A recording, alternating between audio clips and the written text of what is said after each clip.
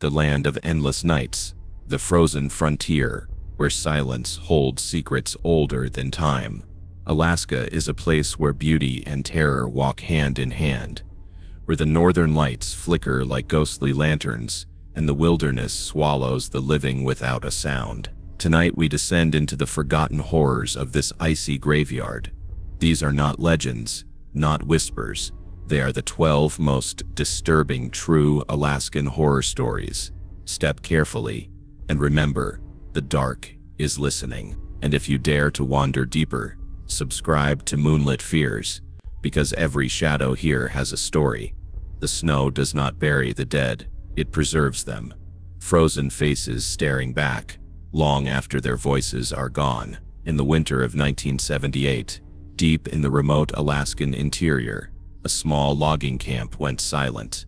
Radios that once crackled with rough laughter and weather updates stopped transmitting. Supplies meant for the men piled up in the nearby town, waiting for someone to collect them. The snow came heavy that year, drowning the roads in white, and locals believed the loggers were simply trapped until spring. But when the thaw began, what searchers uncovered was not a camp swallowed by winter, but something far worse. The camp sat at the edge of a black forest, pines so thick they seemed to drink the light. Searchers trudged through knee-deep mud and snowmelt, expecting to find cabins collapsed under ice. Instead, the buildings were intact. Firewood neatly stacked, tools hung in their places, coffee cups still sat on tables, a thin crust of mold forming on what had once been hot meals. But there were no men. Not a single voice answered their calls. At first, the rescue team assumed the loggers had tried to trek out and been lost in the storm. Yet inside the cabins, they found something unsettling. Beds unmade, but sheets damp as if someone had been lying there only hours earlier. Cigarettes half-smoked, footprints frozen in the mud that led out of the camp, and then stopped, abruptly as though swallowed whole by the forest itself. The deeper they looked, the stranger it became. One cabin's door had been scratched from the inside, long desperate grooves carved deep into the wood. Another had a window shattered outward, shards glittering in the mud, but no tracks in the snow that should have marked someone leaving. It was as though the men had scattered in blind panic, running from something unseen, or perhaps something that came from within. Whatever tore through that camp didn't just kill, it erased. When spring melted more of the snow, they found the first body, half buried at the tray line, a logger crouched on his knees, hands frozen to his face as though trying to block something out. His skin was gray, eyes wide open, lips cracked and split. But what truly horrified the searchers was the expression, a rictus mask of terror, mouth stretched open in a scream that had never ended. More bodies surfaced over the following days, not scattered as if lost, but placed, some lying flat in rows near the stream, others huddled together like children hiding under invisible blankets. None bore wounds, no signs of attack, no frostbites severe enough to explain their deaths. It was as if their hearts had simply stopped mid-flight, mid-breath, mid-thought. The official report listed hypothermia, a tidy explanation, but the rescuers who'd seen the faces knew better. They spoke of sounds that didn't belong to the woods, faint voices whispering just beyond the trees, even though no wind moved through the branches.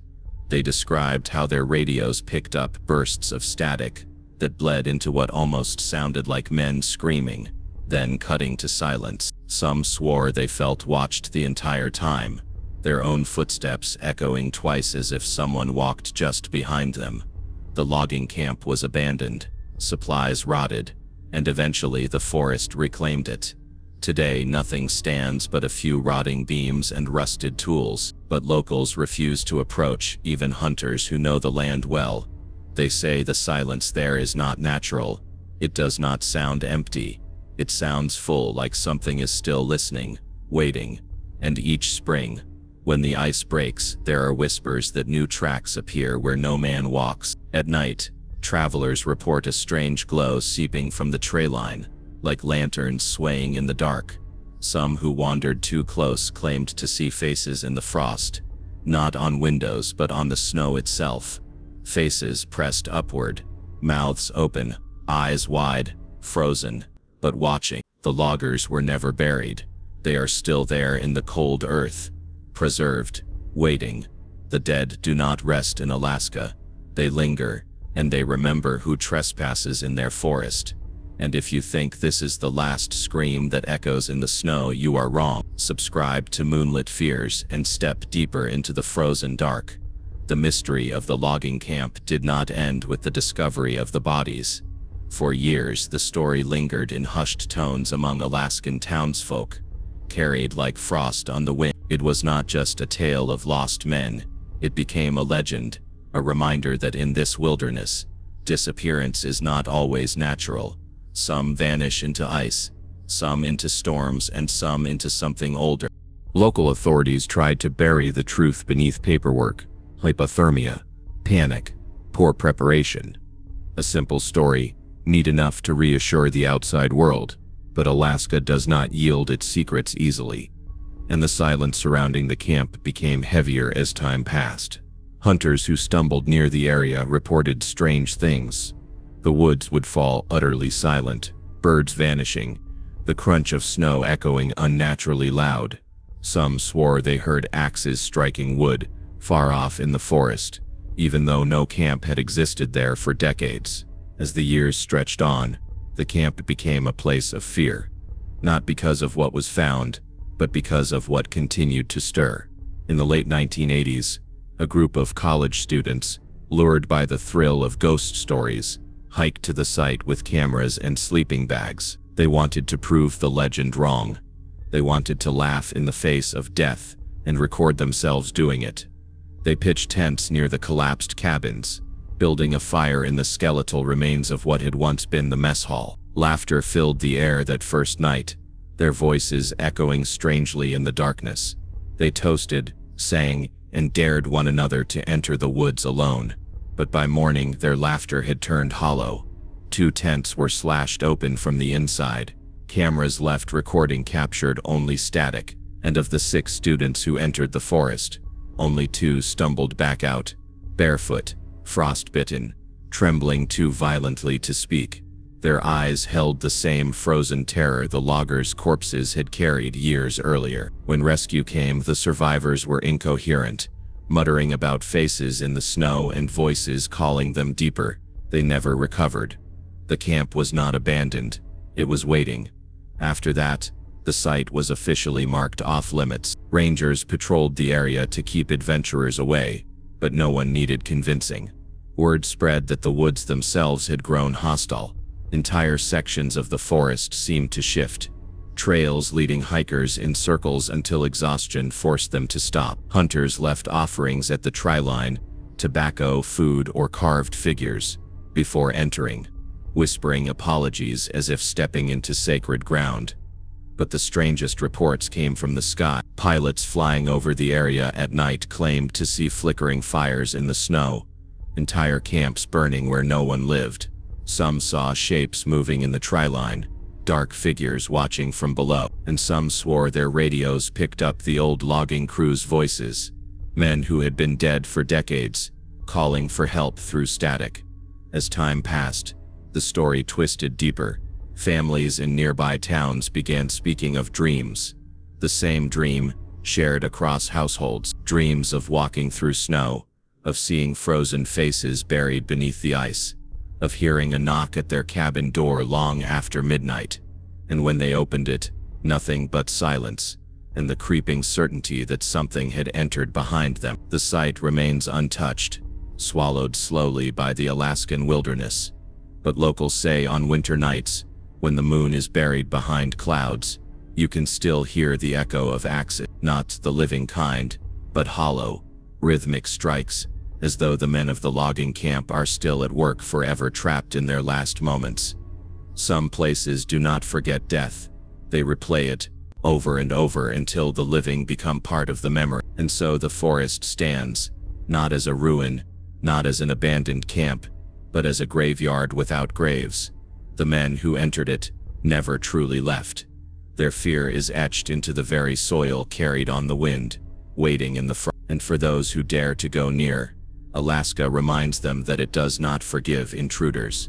Because the snow does not bury the dead, it preserves them, and the faces waiting beneath the ice are still watching. And if you believe this was the end of their screams, you are mistaken. Subscribe to Moonlit Fears, and let the frozen silence of Alaska whisper its next secret into your ear. A town does not die quietly. When every door is open, when every bed is empty, when every fire still burns, something has taken its people all at once. In the frozen wilds of Alaska, there once stood a mining town carved into the bones of the mountains. It was built in haste, erected by hands that sought gold and coal in a land that devoured men whole. Cabins lined a single road, lanterns swinging in the wind, chimneys coughing smoke into the endless sky. For a brief moment, the town thrived, a pocket of warmth against the crushing silence of the wilderness. But then, silence claimed it for good. When traders arrived after a heavy snowstorm in the early 1900s, they found the settlement eerily still. Horses stood restless in their stalls, stamping the frozen ground, but no handlers came. Doors creaked open, swinging freely on their hinges. Pots of stew sat on tables, congealed but uneaten, bread still warm as if it had just been baked. Beds were left unmade, lanterns flickering low, but every soul was gone. At first, they thought an evacuation had been called. Perhaps the mine had collapsed, or an avalanche had forced the workers and their families to flee. But the mine stood untouched, its entrance dark and yawning. No fresh snow disturbed the paths. No footprints marked an escape. The people had simply vanished. The searchers walked deeper into the settlement, and the details grew stranger. In one cabin, a child's toy rocked slowly on the floor, though no wind entered the room. In another, the table had been set for a meal, spoons arranged neatly, plates waiting. But the food rotted where it sat. A chair was tipped backward as though someone had risen suddenly and never returned. An entire town emptied in an instant, as though the people had risen together and walked straight into the dark. The mine shaft itself was investigated. Lanterns were hung on beams, ropes and picks left in place. No signs of cave-ins, no collapse. Yet near the deepest tunnel, strange markings were carved into the walls, spirals, jagged figures, and crude shapes that seemed less like miners' marks and more like warnings. Some claimed the drawings weren't made by human hands at all. When searchers spent the night hoping to uncover survivors, the town revealed something worse than absence. In the silence, they heard footsteps on the road outside. Steady, deliberate, many at once, though no figures moved beneath the moonlight. Windows rattled as though pressed by unseen palms, and from the direction of the mine, a low hum drifted, deep and resonant, like a choir beneath the earth. By dawn, the searchers fled, leaving food and tools behind. When they returned weeks later with officials, they found the town in ruins. Cabins that had stood solid now leaned, beams split as if by unseen hands. The mine entrance was sealed by a sudden collapse. Rocks piled unnaturally neat, and worst of all, the belongings left behind were gone. The plates, the toys, even the half-eaten food, as though the town had consumed itself. No bodies were ever found, not a single bone, not a single trace. It is said that when you walk the valley now, you can hear the faint sound of hammers striking deep in the earth, though no mine remains, and if you follow the sound, you do not come back. The legend of the abandoned mining town spread far and wide. Locals claimed that those who vanished had dug too deep, disturbing something buried beneath the ice. The markings on the walls were not human warnings. They were symbols meant to keep what slept from waking. By tearing into the rock, the miners had invited something into their homes, something that did not stop at one man or one family. It took them all. Travelers who pass through the valley today speak of strange lights in the mist, flickering in windows where no houses stand. Some hear voices calling them to come inside, laughter drifting from empty cabins, music spilling faintly from where the saloon once stood. But if you follow the sound, The mist thickens, and the road vanishes. Those who wander too deep into it are rarely seen again, and those who return speak of waking in their beds hours later with dirt under their nails and the taste of dust in their throats. And the valley, it waits. The mind sleeps. But every winter, when the winds howl through the mountains, some swear they see lanterns glowing faintly in the fog, as though the people of the town still walk, still work, still mine, for something that was never gold. The town was not abandoned. It was claimed, and what claimed it is still hungry. And if you believe this was Alaska's last silence, you are mistaken. Subscribe to Moonlit Fears, and let the next shadow guide you deeper into the frozen dark.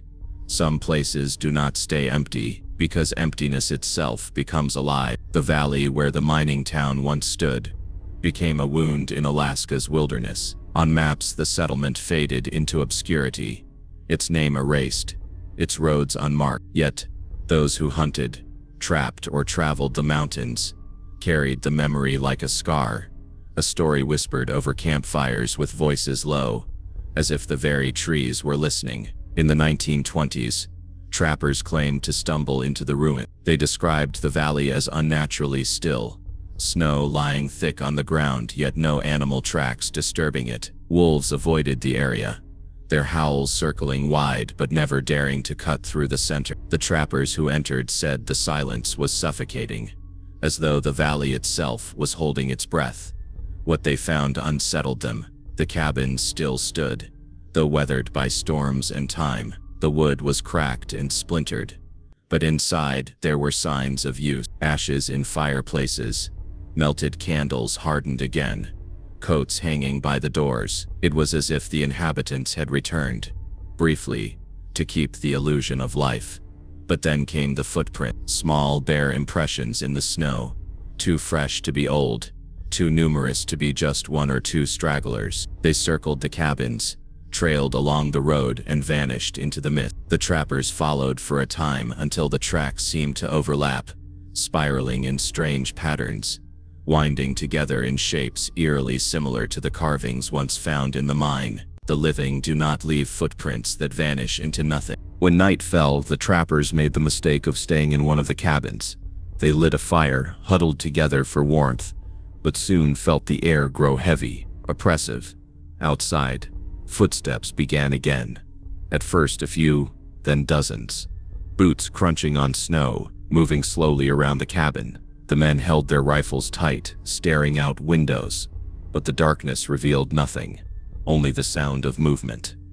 And then the knocking started. One soft tap on the door, another on the wall, then more, faster, like 100 fingers drumming across the wooden boards. The fire dimmed, flickering violently, though no draft touched it. In the glow of the lantern, shadows shifted unnaturally, stretching long across the walls, bending into shapes that did not belong to the men inside.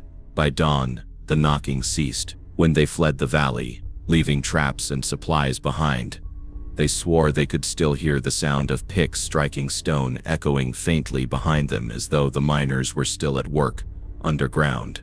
Over the decades, others came. A survey team in the 1950s reported strange readings in the valley, their compasses spinning wildly, their instruments failing. They left after one night, citing equipment malfunctions, though privately, one of the men confessed to hearing voices in the fog, calling him by name, promising him gold if he followed.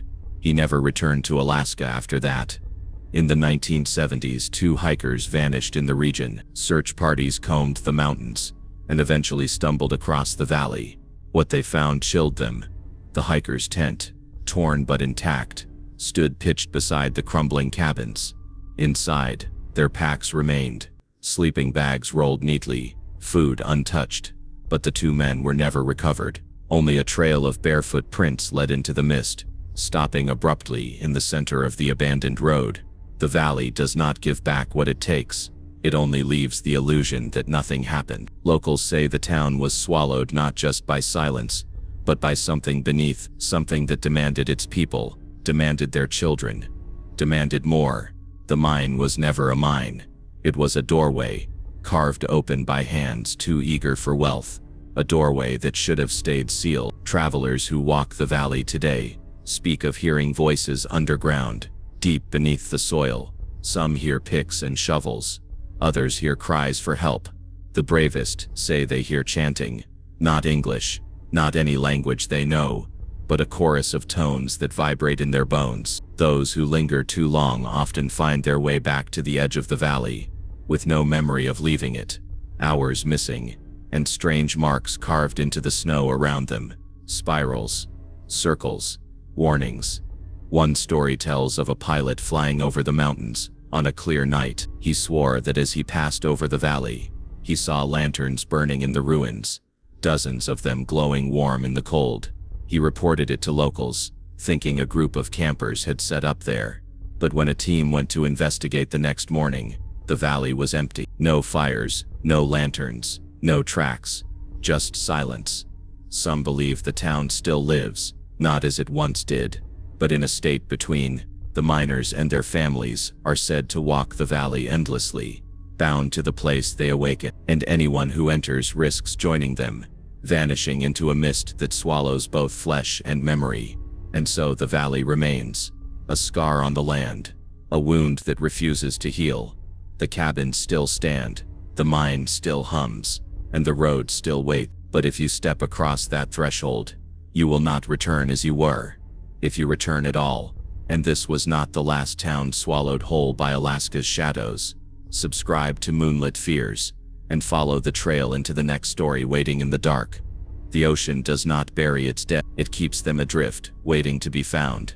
In the endless expanse of Alaskan waters, where the waves crash like thunder against black cliffs, and the fog moves as if alive, sailors whisper of ships that should not exist, vessels that glide without crew, their decks slick with ice, their sails tattered yet moving with a wind that no one else feels. Among these tales, one story has anchored itself deeper than the rest.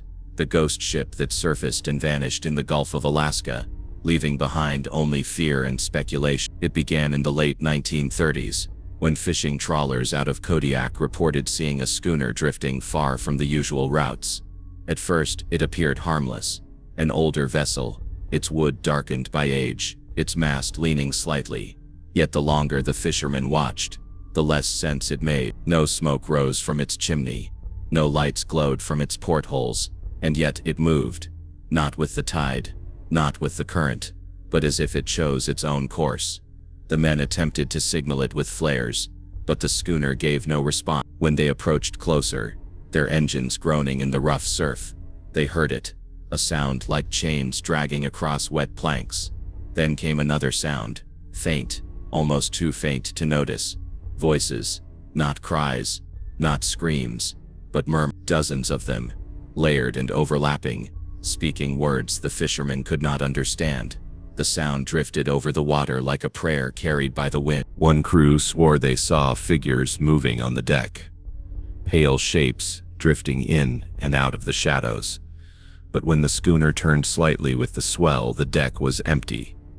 Nothing but ropes swaying and boards creaking. It is not the living who guide this ship, it is the dead. Curiosity turned to dread when a storm rolled in suddenly, cutting visibility to a few yards. In the flashes of lightning, the fishermen watched the schooner move closer. Not tossed by the waves, but steady, gliding across the chaos as if untouched by nature itself. At one point, it drew so near that they claimed they could smell it. A stench of rot seaweed and something else. Something like burned flesh. And then just as quickly, the schooner was gone. Not drifted away, not swallowed by waves, gone.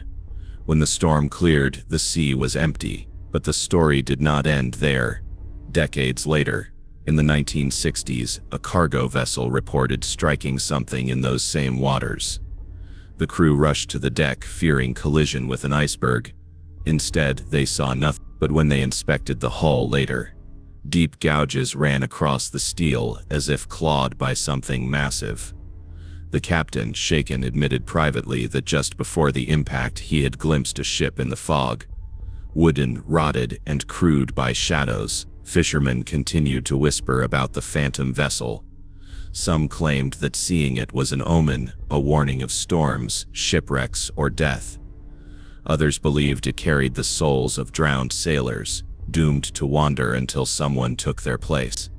And then came the account of a Coast Guard cutter in the 1980s. They picked up a distress signal, faint but unmistakable, echoing through static on the radio. The voice called for help, gave coordinates, and identified itself with the name of the schooner long thought lost in the 19th century. When the cutter reached the location, they found nothing but empty sea. The signal, however, continued for 3 more hours until it faded into silence. To this day, sailors crossing the Gulf speak of sudden fogs that rise from nowhere, thick enough to blind even the sharpest eyes. Some say if you listen closely in those moments, you can hear the drag of chains on wood, the hollow murmur of lost voices, and if you are unlucky, see the pale sails of the schooner cutting silently across the waves. And if you see it, the old warnings say, do not follow, do not approach, do not answer the voices. Because the ship does not drift aimlessly. It searches, and when it finds you, it will not leave you behind. It will take you with it, into waters no map has ever drawn. Some ships never sink, they carry the drowned forever. Years after the Coast Guard's eerie encounter, a lone fisherman out of Sitka told a story that spread like fire through the taverns. He had set out on a calm night, his small vessel cutting quietly across a glassy sea. The fog rolled in suddenly, thick and suffocating, and through it he saw a faint glow ahead. Lanterns swaying on a mast. At first relief washed over him, thinking it was another boat he could follow back to safety. But as the glow drew nearer, relief gave way to horror. The vessel was enormous, far larger than any modern trawler, its hull splintered and skeletal, its rigging heavy with seaweed. The lights that flickered on its deck were not lanterns but pale, burning orbs that gave off no warmth. He swore that as it passed, he saw faces pressed against the portholes. Faces that were pale, swollen, their mouths gaping wide as though screaming, but no sound came forth. Frozen in fear, he didn't move as the schooner glided silently beside him. Only when it slipped back into the fog did his body return to him, trembling as he fought to start his engine. The next morning, his boat was found adrift. He was alive, but his hair had gone stark white overnight, and he would never again speak of what he saw. Stories like his became more frequent in the 1990s. Kayakers, commercial ships, even cruise liners reported strange sightings. A dark shape crossing radar but not visible on the water, or lights drifting too steadily through the fog to belong to another fishing boat. Some captains swore their instruments went haywire, compasses spinning wildly whenever they neared the area. It is not a mirage, it is not a trick, it is something that waits. One chilling account came from a salvage crew. They were sent to investigate a distress flare sighted off the Gulf. What they found instead was a derelict boat, a smaller craft, cracked and abandoned. Inside were no bodies but deep scratches gouged into the wood, as if its crew had clawed desperately to get out rather than in. The logbook, water-stained but still legible, told of days of calm sailing, until a thick fog swallowed them. On the last page, a single line was scrawled with frantic pressure. The ship is beside us, the voices are calling. No one ever saw that crew again. And if you believe distance keeps you safe from what lies beneath, remember this: snow melts, ice breaks. Sooner or later, what sleeps will rise. Subscribe to Moonlit Fears, and be ready for the night it finally wakes. Some endings are not endings at all, they are doors. And once opened, they never close again. The last tale of Alaska's frozen horrors comes not from wandering hunters, lost surveyors, or vanished villages. It comes from the sea itself, an ancient graveyard where countless ships have been swallowed whole, their crews erased by storms no man could chart. The coastline near the Bering Strait is dotted with shipwrecks, half buried in ice, their masts jutting from the frozen surf like the ribs of enormous beasts. Local fishermen say those wrecks are not just relics, they are cages. and what they hold is restless. In the early 1980s, a research vessel known as the Halcyon ventured into these waters, tasked with studying the unexplored depths of the Arctic shelf. Its crew numbered 21, men and women seasoned against the cold, hardened by years at sea. They believed they were untouchable, their instruments sharper than superstition, their maps defying legend. Yet even they grew silent when they passed the ruins of ships long older than their own nation, timbers coated in black ice, lanterns still swinging faintly though no wind touched them. One night, sonar picked up an impossible reading. Something vast moved along the seafloor, so large it eclipsed their entire grid. At first they thought it was a geological structure, perhaps a cliff or cavern, but then it shifted, slowly, like muscle beneath skin. The captain ordered the anchor dropped. Against reason, against training, they wanted to know what it was. The ocean did not open like water, it opened like a wound. Divers sent down to investigate never resurfaced. Their tethers came back shredded, as though scraped against jagged teeth. Hours later, pieces of their suits drifted up with the current, torn into ribbons. Still, the crew did not turn back. They recorded the sonar blips. They took photographs of the glowing water, and they logged it all with calm, clinical detachment. But the logs ended abruptly on the 12th day, scrawled handwriting overtaking the typewritten reports, words smudged with brine and frost. The final entries described voices rising from the sea, not through radios, not through metal hulls, but directly into their skulls. Voices of children, voices of family, voices of the long dead. They called to the crew, urging them to step onto the deck, to look over the railing into the dark water. One by one, sailors obeyed, as though pulled by invisible strings. Witnesses, what few remained, said they never screamed. They simply leaned over and fell, their bodies swallowed silently by the still black surface. Those who resisted were dragged anyway, their fingernails leaving deep gouges in the ship's paint. The Halcyon's distress signal was weak, fractured, but one phrase repeated clearly through the static. "It is not beneath us, it is rising." The ship never returned. Weeks later, fragments of its hull washed up on Alaskan shores, twisted as though crushed by a fist. No bodies were recovered, but fishermen still whisper of nights when the water glows faintly blue, and a shape the size of a city moves beneath the surface. Some say the wrecks along the coast grow not from shifting tides, but from the weight of what stirs within them. And every so often a new wreck joins them, its crew vanishing without a trace. So if you ever find yourself on a ship drifting along Alaska's haunted straits, and the sea begins to glow beneath you, pray the lights fade. Pray you are not hearing the voices. For once you look over the edge, once you answer the call, there is no ship, no shore, no heaven or hell that will keep you from the abyss. And if you think the sea's hunger ends here, you are wrong. The darkness has no shore. Subscribe to Moonlit Fears, and step with me into the endless deep. But the land does not forget. Even today, bush pilots flying low over the tundra claim they see strange patterns in the snow, circles burned into the white, as if something enormous had pressed its hiss from beneath. On nights when the aurora glows brightest, hunters speak of voices carrying on the wind, calling them toward that place. They say the snow moves differently there, not drifting with the storm but crawling inch by inch as though alive. And sometimes when the ice cracks in winter's deepest silence, a sound rises from below, not the groan of earth, not the snap of frozen rivers, but a low, rumbling moan that echoes for miles, shaking the very bones of those who hear it. The miners thought they had found gold. Instead, they had uncovered a prison, and prisons are never meant to be opened. And if you believe the dead lie quietly in their graves, think again. Some remain waiting beneath the ice, listening, hungry for relief. Subscribe to Moonlit Fears, because the next voice that calls from the dark may not be one you should answer. Snow hides what the earth does not wish us to see, but sometimes the storm uncovers secrets that should have remained buried forever. The old mining settlement, left to rot beneath decades of snow, was not as silent as travelers thought. Long after the last miner disappeared, whispers continued to breathe through the wind, weaving between the blackened timbers of collapsed cabins. In the dead of winter, hunters claimed they could see lanterns glowing faintly in the white distance, lights swaying, moving as if carried by unseen hands. and those foolish enough to follow them deeper into the frozen wasteland rarely return. Years later, a group of government surveyors was sent to chart the area for possible resource development.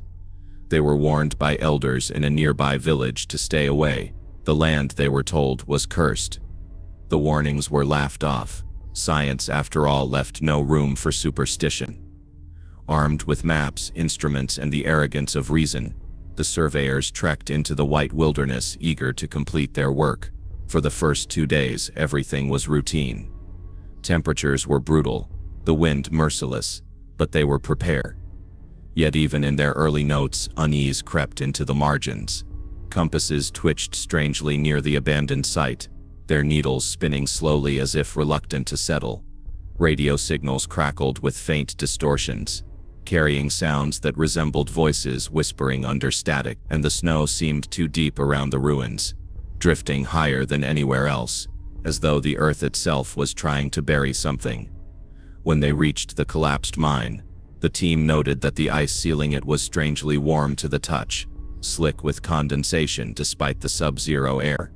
One of them, an eager young man named Ellis, pressed his ear against the surface and swore he heard something moving behind it, scraping, dragging, like claws raking against stone. His colleagues laughed, but the laughter did not hide the tremor in their voices. At night, the ground trembled as though something beneath it was shifting, stretching, waking. Sleep became impossible. Their tents groaned under invisible weight, as if hands pressed down on the canvas. Boot prints appeared around the campsite each morning, circling like wolves, yet no one saw or heard a thing. The men grew paranoid, accusing one another of staging tricks, until Ellis vanished.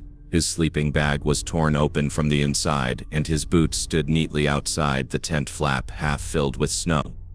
They searched until frostbite blackened their fingers, but there was no sign of him, only the wind, carrying fragments of a voice that sounded disturbingly like his own, calling from the direction of the mine. The team leader wanted to leave, but their radio failed and storms cut off all hope of retreat.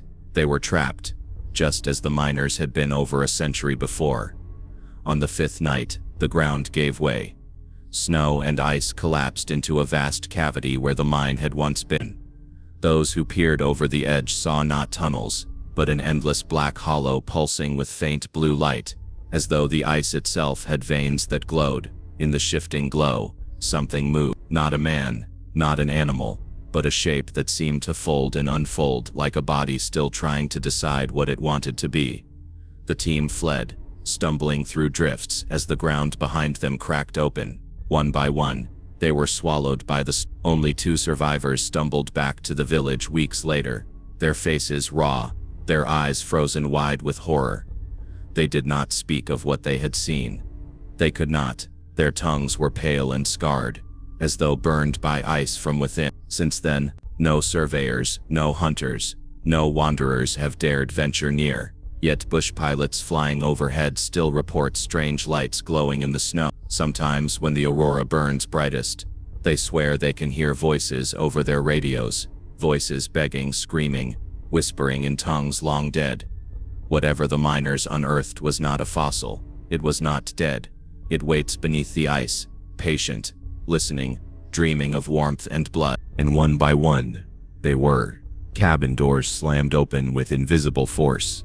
Footsteps splashed through the hallways, though the floors remained dry. Shadows pooled in corners until they rose, dripping and clawed, dragging screaming passengers into the dark. A child was torn from his mother's arms, his small body vanishing into nothingness, his cry cut off mid-breath. In another cabin, a man vanished without a sound, leaving only a pillow soaked with brine. No lock could, no prayer could stop it. The abyss had chosen, and it would not be denied. The ship was no longer sailing. It was sinking without moving.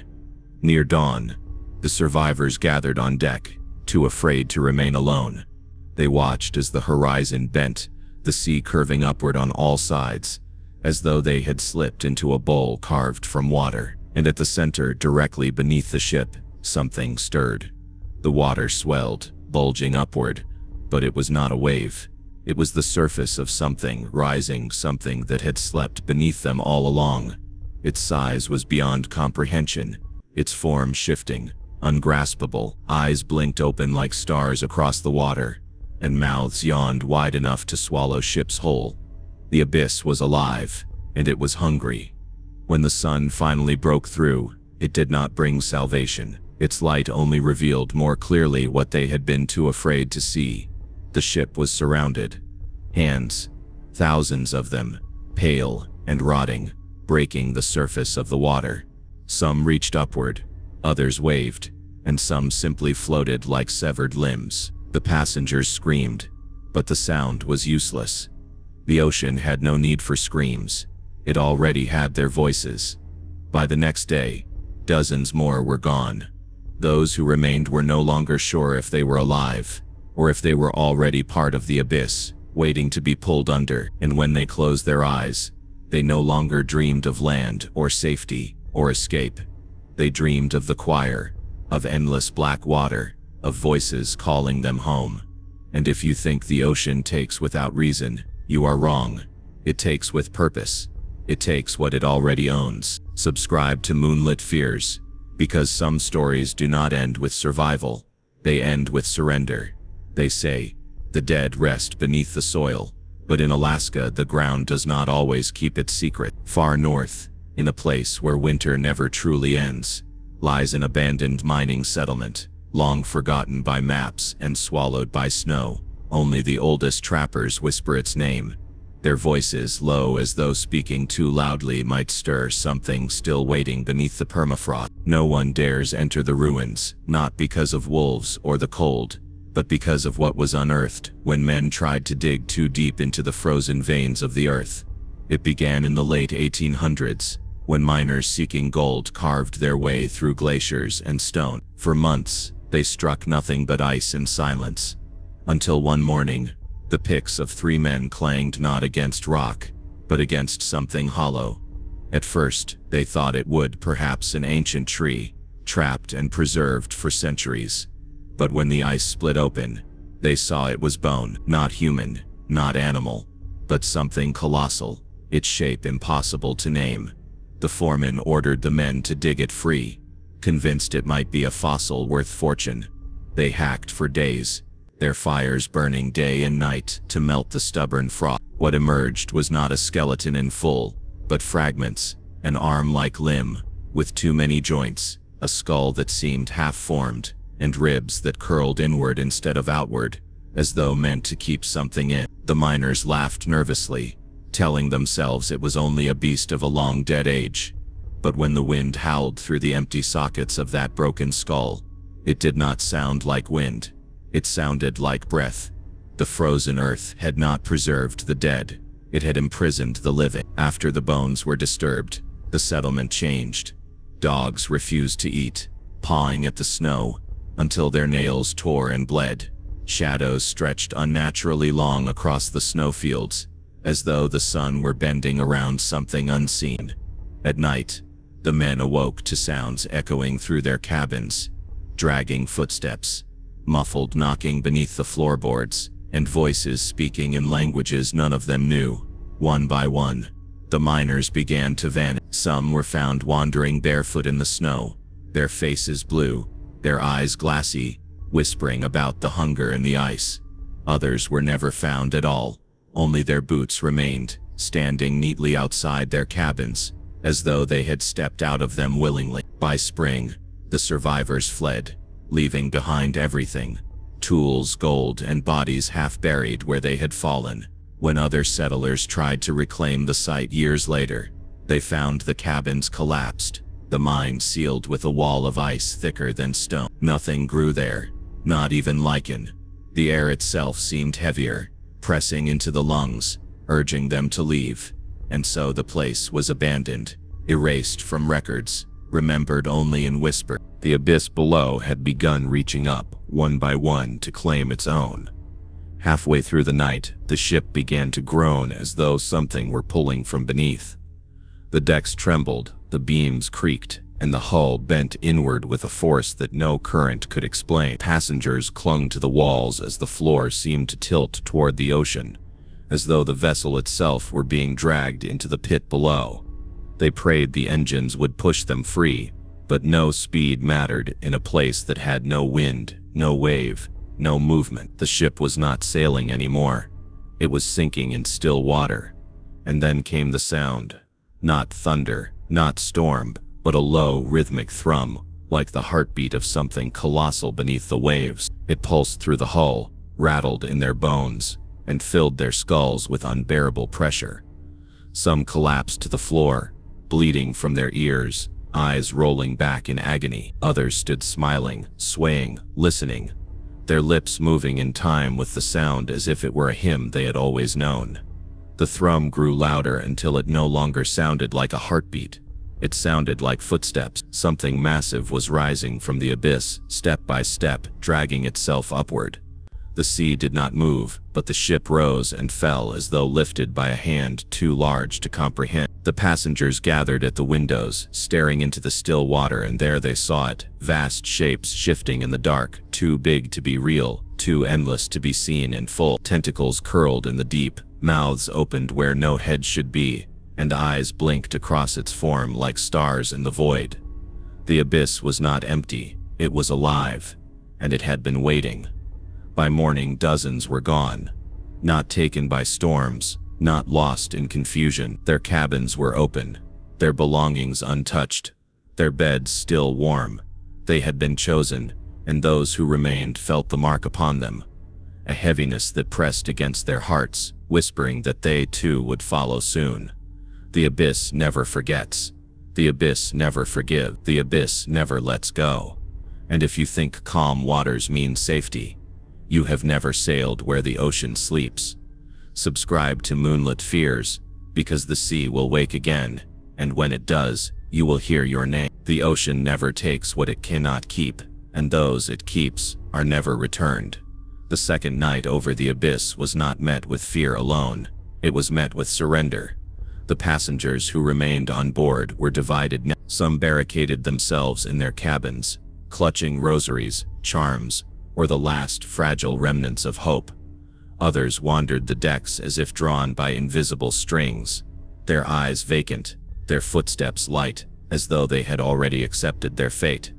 The ocean had stopped hiding. It was no longer pretending to be calm. It was showing them exactly what it wanted, and it wanted them all. The hum beneath the ship grew louder, pulsing like a great organ of flesh beneath steel. Plates rattled in the dining hall. Glasses toppled in the bar and doors trembled against their hinges.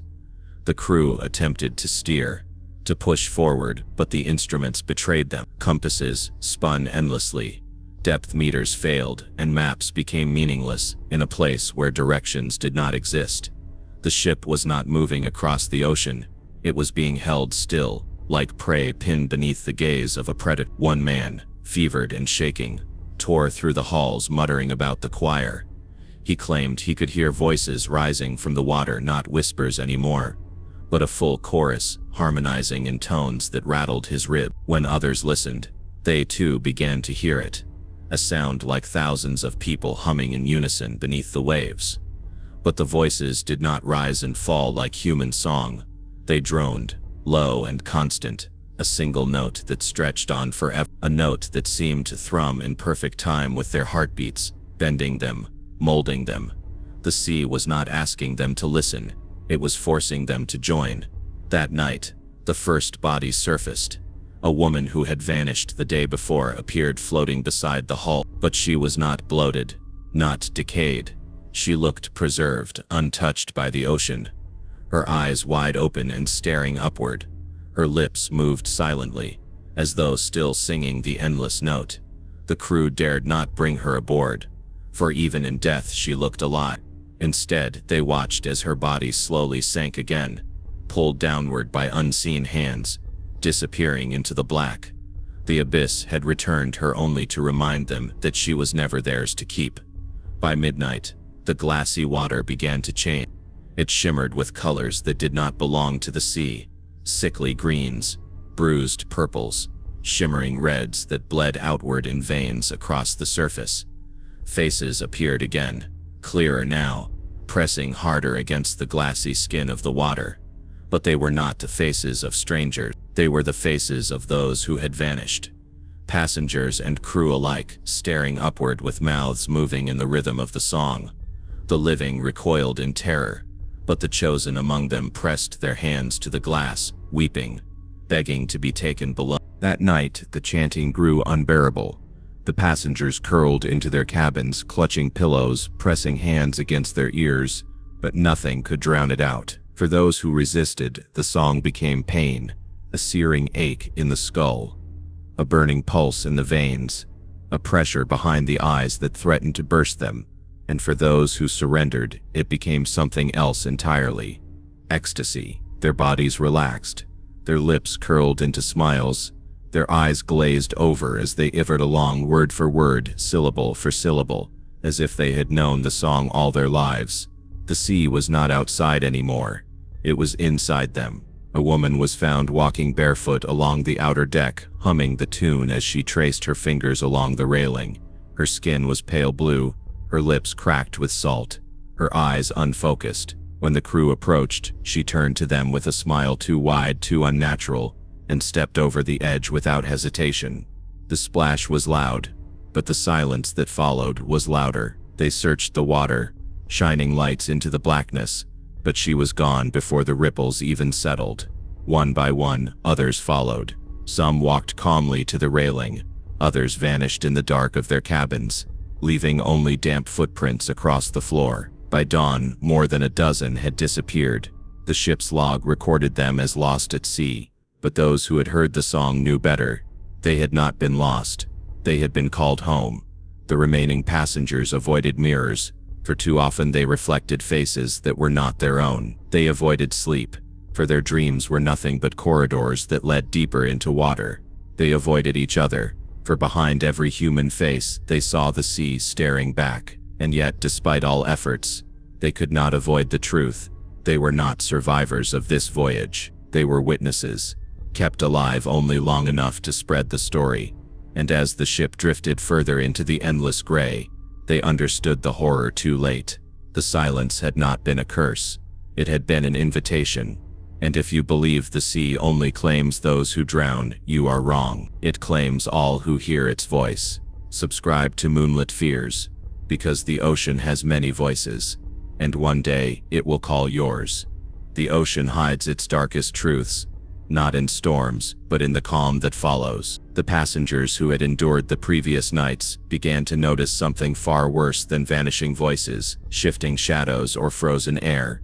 It was the change in the water itself. For miles around, the sea had stilled into a glassy sheet, perfectly smooth, without wave or ripple, as though the ship were not sailing but hanging suspended above a void. The horizon disappeared, the sky melted into the sea, and the ship floated in a nowhere that stretched forever. At first, some found relief in the calm. After storms, silence seemed like mercy, but the sailors knew better. The ocean is never still unless it is hiding something, and this silence was not peace, it was hunger. The animals vanished first. Not a gull circled overhead, not a fish leapt beside the hull. The nets cast by the crew returned empty, ropes frayed as though something had eaten through them before they touched the water. Even the barnacles along the keel had disappeared, leaving behind clean streaks of steel where life had been scraped away. The ship was not just drifting, it was being stripped, piece by piece, as though the ocean were preparing it for sacrifice. The calm sea was not a blessing, it was a warning. One evening, a man leaning over the railing swore he saw something below. Not a shadow, not a creature, but a vast and endless pit, an abyss that swallowed the light itself. He described it as if the ship were no longer on the surface, but hovering above a hole in the ocean, a maw that led to places no map had ever drawn. Hours later, the man was gone. His shoes remained neatly by the railing, his coat folded over the rail, but no trace of him was ever found. The longer they drifted, the more the passengers began to feel watched, not by eyes above, but by eyes below. Every time the water shimmered, it was not the reflection of the sky they saw. It was face pale, warped, pressing upward from beneath, as though the surface were glass and they were trapped behind it. Children pointed to them, screaming, but when adults looked, the water lay flat and lifeless again. Only when the sun set and the darkness grew heavy did the truth reveal itself. The faces were there. They were always there. Some passengers began hearing voices from the depths. They were not whispers now, but full, clear words, calling names, making promises, begging to be set free. A woman claimed she heard her dead husband's voice, asking her to join him in the water. She laughed at the thought, dismissing it as grief and imagination, until her body was found hours later at the base of the stairwell, skin drenched with salt water, lungs filled as though she had drowned miles inland from the sea. Halfway through the night, something changed. The whispers grew louder, no longer content with crawling beneath the floor. They seeped into the walls, into the very air, surrounding everyone with a chorus of the drowned. And when lightning tore across the sky, passengers saw it, hands pressed against the windows from the outside. Too many hands, some skeletal, some bloated, some small as children's. They slid across the glass as though desperate to be let in, leaving behind streaks of water that dripped long after the vision faded. The dead were not trying to break in. They were already here. Cabin doors began to open on their own. The sound of footsteps multiplied, echoing in places where no one walked. Shadows lengthened against the walls, stretching and writhing like living things. Some passengers reported seeing faces in those shadows, faces that mirrored their own, distorted and smiling. A woman tried to cover her mirror with a sheet, only to find that the reflection pushed against the fabric from the other side, as though clawing to get out. By dawn, the silence had broken, but not with sound, rather with absence. Several cabins stood open, beds perfectly made, luggage untouched, but the people gone. No screams had been heard, no struggle had been seen. They had simply been taken, folded into the quiet, claimed by the sea that had stopped pretending to be still, and those who remained carried its mark: pale skin, eyes bloodshot as if they hadn't slept, voices cracked from whispering back to things they swore were listening. They would not speak of what they had seen in the night, but the truth lingered in their silence. The ship was no longer a vessel on the water. It was an altar, and the ocean had chosen its sacrifices. And if you believe silence brings safety, you have never listened closely enough, because silence is not the absence of sound. It is the voice of the sea, waiting to claim you. Subscribe to Moonlit Fears, and step deeper into the places where silence never ends. The sea does not forget those it has touched, and once chosen, you can never escape its gaze. The silence that had suffocated the ship did not leave with the rising sun. Instead, it deepened, embedding itself into every crevice of steel, every fold of fabric, every breath drawn by the survivors. Morning came without light, only a gray sky that pressed down like a shroud. The passengers staggered into the corridors, searching for answers, for comfort, for proof that they had not imagined the horrors of the night. But the ship itself betrayed them. Doors that had been locked tight now stood ajar, swaying with the movement of the wave. Cabins, once full of laughter and life, were vacant, beds neatly made as if no one had ever touched them. The belongings remained: watches, books, jewelry, all useless trinkets abandoned by the vanished. It was not theft, not violence, not chaos. It was precise, surgical. The sea had taken who it wanted and left behind everything else, as if mocking those still clinging to their fragile sense of safety. One man sat in the dining hall, his hands trembling as he stirred a cup of coffee gone cold hours ago. His lips moved, but no sound came. He had not spoken since the night before, when he claimed to have heard his dead brother calling him from beneath the floorboards. Others whispered about him, saying he had been found standing at the railing, leaning far over the black water, his eyes locked on something just below the surface. They pulled him back before he fell, but his gaze had never returned. It was still trapped out there, staring into the abyss that stared back. The sea was no longer content with silence. It demanded devotion. That afternoon, the temperature dropped again. Not everywhere. Not evenly. Entire sections of the ship became frigid, their walls sweating with condensation, floors slick with frost. Passengers entering those corridors described the feeling of wading through water, though the floor remained dry. Some heard splashing footsteps behind them, only to turn and find no one there. Others felt the sting of salt spray across their cheeks. Though the windows had been sealed tight, the ocean was invading without breaking through. It was rewriting the air itself. The crew, desperate to maintain order, sealed off certain decks, but it was useless. The sea did not need doors. It traveled through whispers, through shadows, through the trembling breath of anyone foolish enough to listen. And everyone was listening now. Some claimed they could hear a rhythm behind the murmurs, a chant pulsing in the hull like a heartbeat. At first it was faint, impossible to distinguish, but the longer they listened, the clearer it became, until even those who tried to block it out could hear the pattern. A call, a demand, a song of drowned. Halfway through the night, the power flickered and the entire ship fell into blackness. Only the storm lit the windows now, every flash of lightning peeling back reality for a fraction of a second. And in those seconds, passengers swore they saw things pressed against the glass, faces pale as drowned corpses, hands dragging across the panes, mouths moving as though they were screaming without sound. When the darkness returned, the glass would be clean again, but the chill would remain, seeping into the lungs of everyone who had dared to look. Some tried to pray, but even their voices seemed swallowed, as though words of hope were being devoured before they could rise. Others tried to sleep, but dreams offered no escape, only darker corridors, longer halls, and doors that opened into endless black waters. It was becoming impossible to tell where the ship ended and the nightmare began. The sea was not outside anymore. It had entered the ship, and with it came its children, crawling through the narrowest cracks, slithering in silence, dragging their wet limbs across the steel floor. They did not need to be seen to be felt. The cold alone betrayed them, brushing the ankles of the passengers who refused to look down. By dawn, the storm had eased, but the ship had not. It drifted, calm on the surface but hollow within. Cabins stood open with beds untouched, luggage neatly folded, shoes abandoned in lines like a trail to nowhere. The survivors did not speak of what had happened that night. Some never stepped aboard a ship again, choosing to live far from the water, where no tide could ever reach.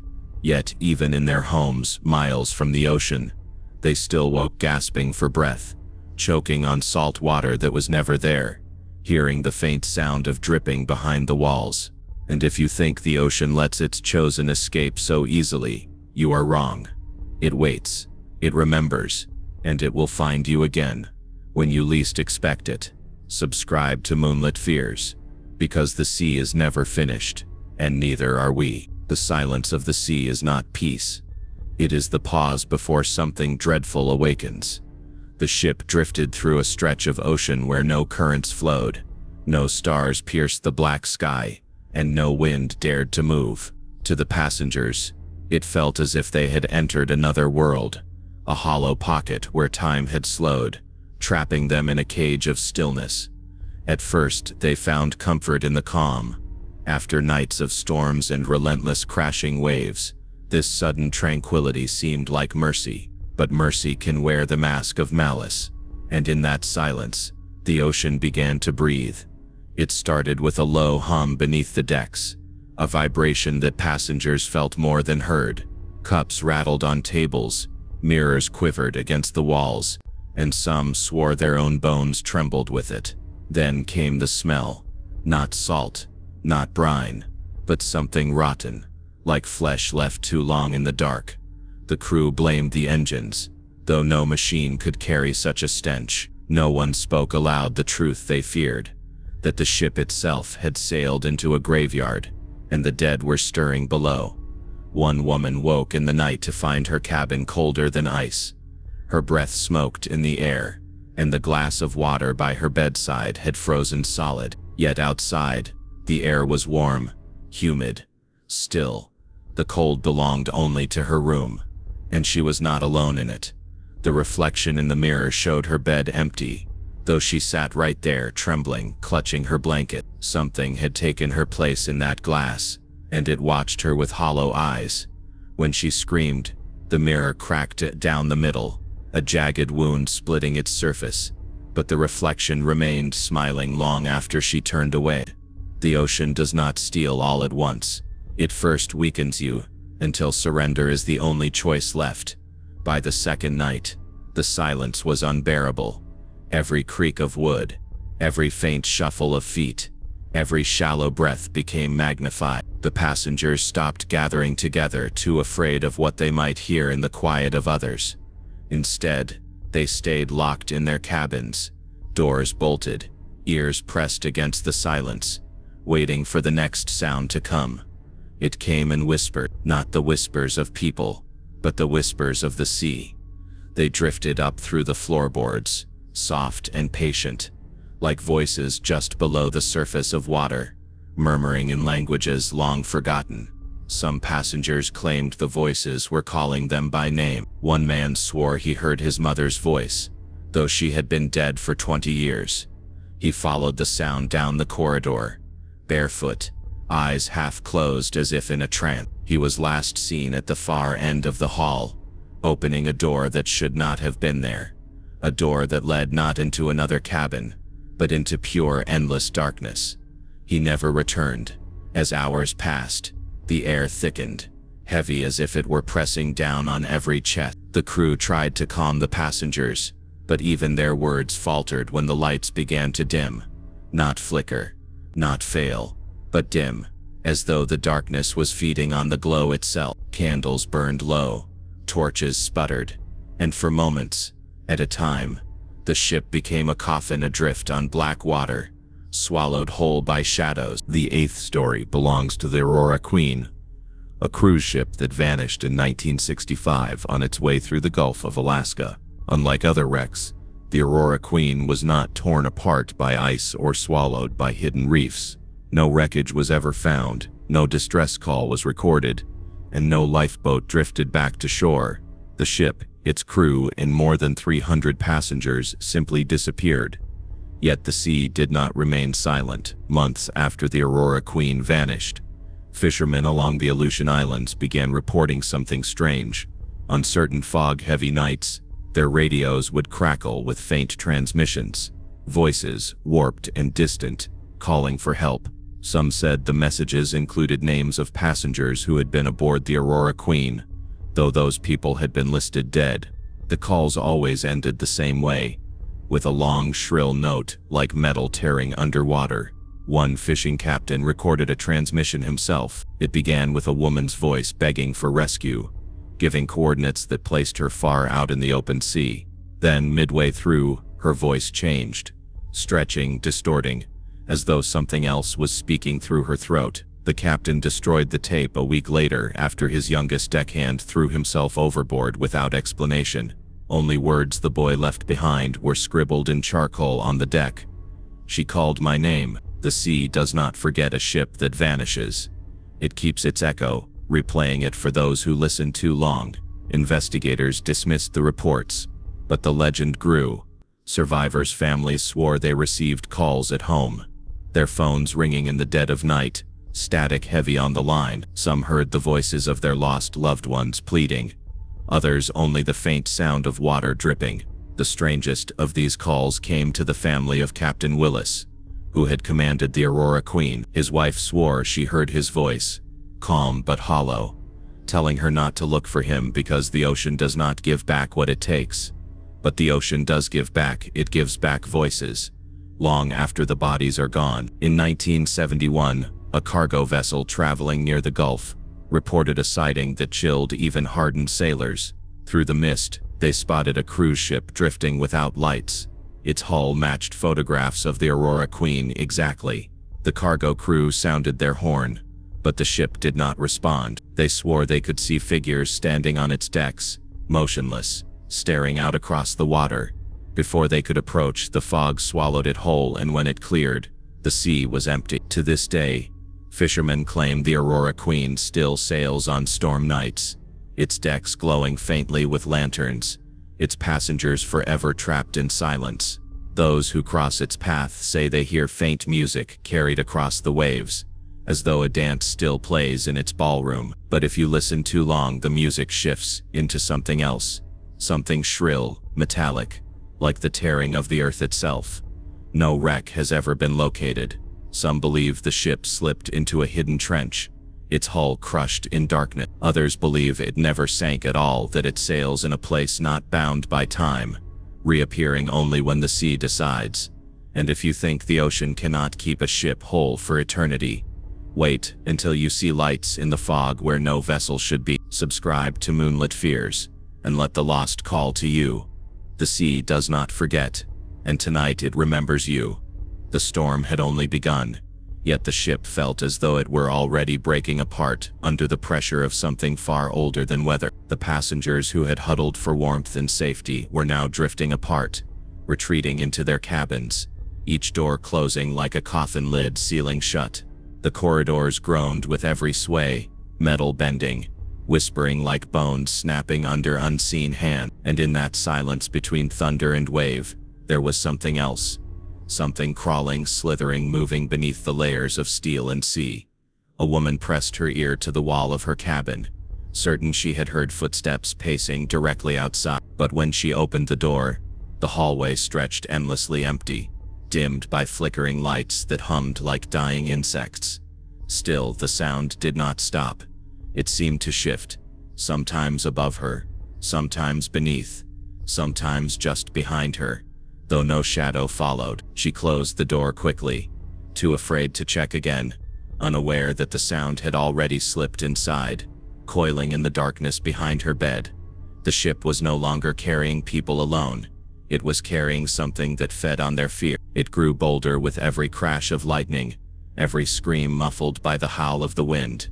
A man vanished near the stairwell, his shoes left neatly by the landing as if he had simply stepped out of them before being swallowed whole. Another was found wandering aimlessly, his eyes wide but empty, whispering about faces in the sea that called his name. They could not bring him back. His mind was already somewhere else, trapped between the pounding waves and whatever dwelled within them. The Harrow was never raised, never studied. Its wreck lies somewhere off the coast, unmarked, avoided by ships that know better. Locals call it the grave that breathes, warning that on storm nights you can see faint lanterns glowing beneath the surface, moving as though the vessel still sails in darkness. And more than one crew has reported voices carried on the wind in that stretch of sea, voices calling their names, begging them to come closer, to lean over the rail and listen. And if you think a century is enough to bury such horrors, remember this: the sea does not rot the dead, it keeps them. Subscribe to Moonlit Fears, and they will call for you too. The Harrow did not sink quietly. It screamed, and that scream still bleeds through the water a century later. When rescuers reached the survivors, only 9 souls remained. They were huddled in a small fishing vessel that had braved the storm, their eyes bloodshot, their skin frostbitten. But it wasn't the cold that terrified them. It was what they swore followed them across the water, keeping just beyond the edge of sight. Among the survivors were Elias Crow, the stoker, Abigail Moore, a governess traveling with her employer's children, 2 deckhands, and several traders. Abigail's testimony, though fragmented, was the most disturbing. She spoke of the children in her care vanishing from their cabin while she slept, not taken by force, but lured away. Their tiny boots were found lined neatly at the threshold, as though placed by careful hand. She woke only to the echo of their laughter fading down the corridor, though the hall had been empty. One of the deckhands, Samuel Drake, claimed he saw the captain in the final hours, standing at the bow, but the captain's body was stiff, his skin gray, his eyes rolled white, yet he still held the wheel, unmoving, as the ship shuddered against the storm. Samuel swore the captain's lips moved, repeating a single word: below. No one ever determined if Samuel imagined it, or if the dead man was trying to warn them of something deeper. Not all the drowned stay beneath the sea. Some walk the deck, steering ships into silence. In Elias Crow's private account, written years later, he confessed to something he had never told the authorities. He claimed that in his coal locker hiding place, He heard knocks from the other side of the steel wall. At first he thought they were crew members trapped and begging for help, but then the knocks began to repeat in patterns, deliberate rhythms that sounded more like language than desperation. Elias pressed his ear against the bulkhead and swore he heard whispers in a tongue no human throat could form. He covered his ears until he bled from the pressure, but the sound seeped into his bones, leaving him shaking long after dawn. The wreck itself has never been found, but fishermen speak of pulling nets from those waters heavy with bones that crumble into powder the instant air touches them. Others claim to have snagged fabric, fragments of dresses, coats, even children's toys, waterlogged yet impossibly preserved. A gold hairbrush engraved with the initials AM, once washed ashore, believed to have belonged to Abigail Moore. Locals say those who keep such items never live long. Misfortune clings to them, and their homes become filled with water sounds, dripping and sloshing, even when pipes are dry. Some ships do not sink into silence, they sink into hunger. In 1979, a Coast Guard patrol reported seeing a vessel in the same waters where the Harrow was said to have gone down. Through binoculars, the silhouette resembled an early 1900s steamship. Its lanterns lit, its smokestack coughing black smoke. The patrol attempted to hail it by radio but received no response. As they drew closer, fog rolled in, blotting the ship from view entirely. When the fog cleared minutes later, the water was empty, but the Coast Guard crew swore they could still smell coal smoke and hear faint voices carried on the wind. Divers who have searched for the wreck describe strange sensations, the feeling of hands brushing against their suits, masks fogging inexplicably, and the eerie pressure of being watched. One diver abandoned his career altogether after surfacing in a frenzy, claiming he had seen lanterns swinging in the black and heard children giggling through his regulator. The Harrow's story lives on not only in whispers but in mourning. Modern cruise captains, though bound by professionalism, quietly reroute whenever possible to avoid that stretch of water. They never admit it to passengers, but among themselves they call it the drowned and locals swear that on storm nights you can still hear the vessel groaning, as if dragging its rusted body along the seabed. Some say the screams of its passengers rise through the waves, brief but sharp enough to freeze your blood. Because the Harrow did not die with its passengers, it carries them still, waiting for another ship to draw near. Subscribe to Moonlit Fears, and you will hear their call before the water takes you. Some storms leave wreckage, others leave whispers that never stop following the living. It was as if the forest had boarded the ship, moving room to room, choosing who would vanish next. By the final night, hysteria had taken hold. Families locked themselves in their cabins, praying daylight would end the nightmare. But Daniel wrote that daylight never came in its true form.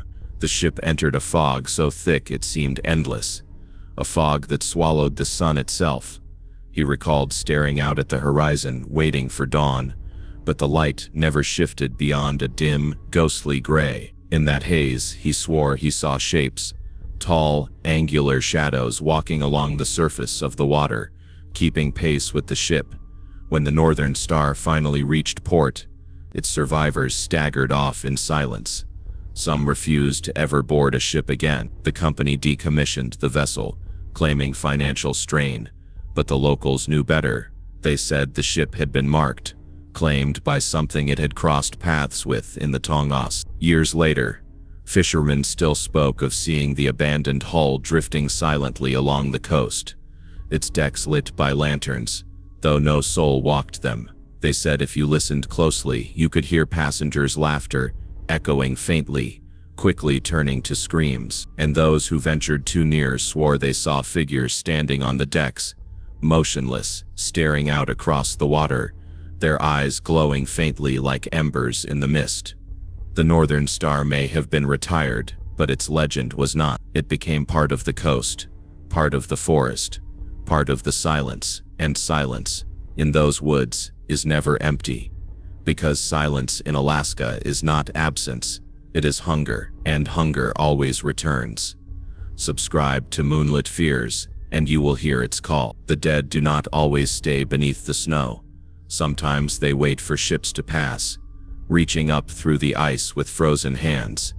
The seventh horror tied to Alaska's waters begins with the legend of the Harrow's wreck. It was a steel-hulled steamship that sailed in 1912, carrying a mix of tourists, traders, and laborers bound for Juneau.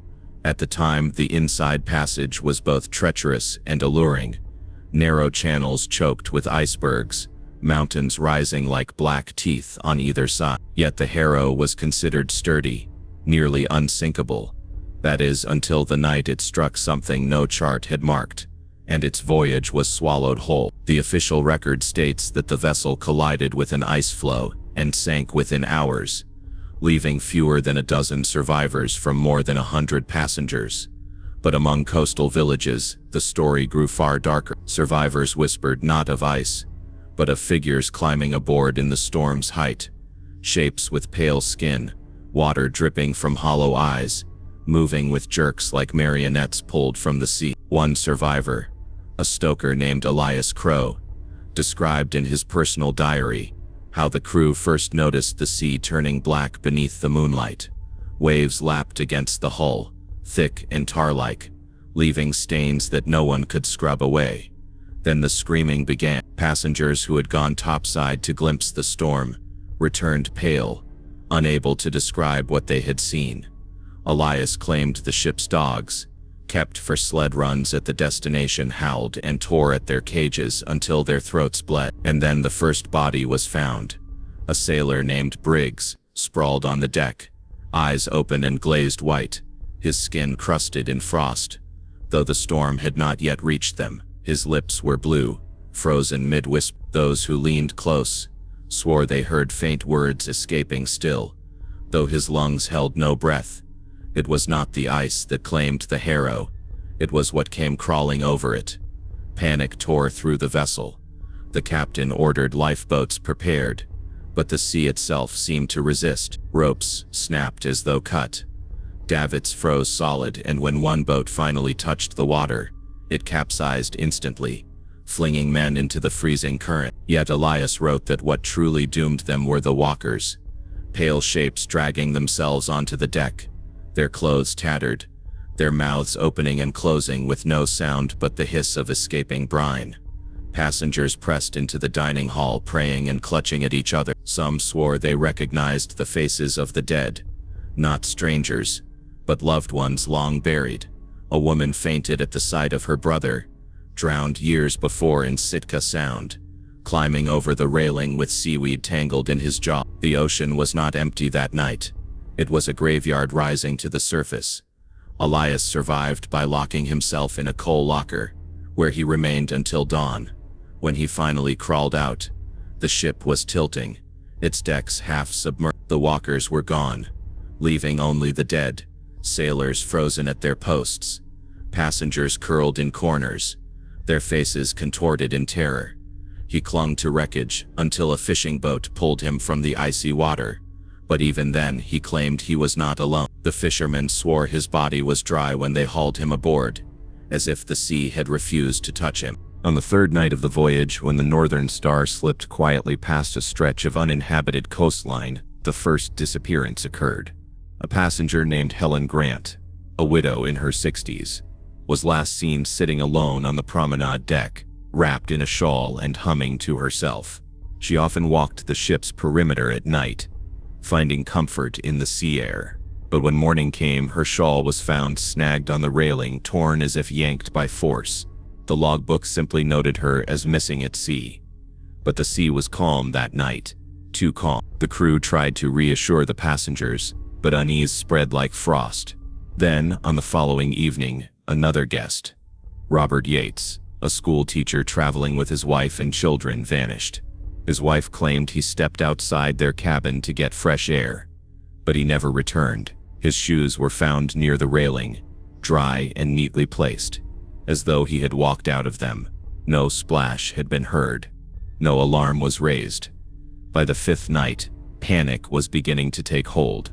Entire families refused to leave their cabins after dark. The captain ordered stricter patrols along the decks, but even some of the crew began reporting things they could not explain. Whispers in the corridors, the echo of footsteps when no one was near, and shapes in the mist that seemed to pace the ship, watching. And then the mist thickened into something that breathed. On the sixth night, the vessel drifted through a narrow channel, the forest pressing close on either side. Passengers gathered at the railings, drawn by the eerie glow of moonlight on the trees. That's when they saw it. A figure among the pines, tall and impossibly thin, with limbs that bent at angles no human body could manage. Some swore its eyes glowed like embers. Others said it was nothing more than branches swaying in the wind. But those who stared too long claimed they felt it staring back, even after the ship passed. The disappearances did not stop. By the end of the voyage, 7 passengers and 2 crew members were gone, their names marked as lost at sea. The Northern Star returned to port, battered not by weather but by fear. The company hushed the incident, offering compensation to families, filing the losses as tragic accidents. The ship itself was retired within the year. Locals, however, know the truth. They say the forest claimed them, that there is something ancient within the Tongass, a thing that hungers not for flesh alone, but for presence to erase voices, to turn laughter into silence. Fishermen say that when you pass those same coves at night, you can still hear faint cries carried across the water, like passengers calling out from a ship that no longer sails. And if you think the forest lets go of those it claims, remember this: silence is not the absence of sound, it is the sound of something waiting. Subscribe to Moonlit Fears, and hear what waits for you. The trees did not sway with the wind that night. They swayed as if something within them was breathing. The Northern Star's voyage did not end when the passengers disembarked. Its story lingered in whispers, carried in the uneasy eyes of the crew who had sailed her final trip. Among them was First Officer Daniel Mercer, a man seasoned by years at sea, hardened by storms that would have broken younger sailors. Yet even Daniel, who mocked superstition and dismissed old coastal legends, refused to speak of the Tongass passage in the years that followed. But fragments of what he saw survived in his private logbook, discovered decades later after his death. The pages reeked of mildew, but the ink, though smudged, carried enough clarity to piece together the chilling truth. Daniel described the forest not as scenery, but as presence. He wrote of how the trees seemed to move in rhythm with the ship's progress, as though following it. He noted the odd silence of the wildlife. Not a single seabird circled above. No wolves howled from the shoreline. Even the water itself seemed too still, reflecting the moonlight in a way that felt unnatural, a glassy surface concealing something alive beneath. He described in detail the night Helen Grant disappeared. Daniel claimed he had been standing on the starboard deck when he heard her humming, faint but steady. He turned to see her figure leaning against the railing, shawl draped over her shoulders. Yet when he blinked, she was gone. No splash, no scream, only her shawl fluttering in his hand as though she had pressed it into his palm. But he swore no hand had touched him.